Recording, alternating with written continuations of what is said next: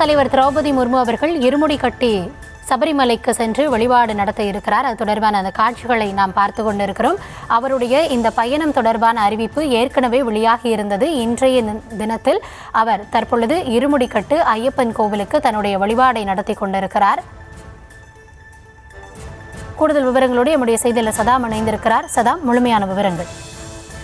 வணக்கம். அதாவது கேரளாவில் 4 நாட்கள் சுற்றுப்பயணமாக வந்த குடியரசுத் தலைவர் தற்போது கருப்பு நிறையுடன் தலையில் இருமுடி கட்டுடன் சாமி தரிசனம் செய்வதற்காக பம்பையிலிருந்து தற்போது ஜீப் மூலமாக சன்னிதானம் வந்து ஐயப்பரை கண்டு சாமி தரிசனம் செய்து வருகிறார். கேரளாவுக்கு 4 நாள் சுற்றுப்பயணமாக நேற்றைய தினம் தனி விமானம் மூலம் திருவனந்தபுரத்திற்கு வந்தடைந்தார் குடியரசுத் தலைவர். நேற்றைய தினம் அவரை கேரள முதல்வர், கேரள கவர்னர், திருவனந்தபுரம் மேயர் உள்ளிட்டோர் அவருக்கு பூங்கொத்து கொடுத்து வரவேற்றனர். இந்த நிலையில் இன்று ஒரு முக்கிய நிகழ்வான சபரிமலை சன்னிதானத்தில் சாமி தரிசனம் செல்ல உள்ள நிலையில் பம்பை வந்த குடியரசுத் தலைவர் தலையில் இருமுடி கட்டுடன் கருப்பு நிற உடையுடன் பம்பையில் முதலாவதாக பம்பையில் உள்ள பிள்ளையார் கோவிலில் சாமி தரிசனம் செய்தார்.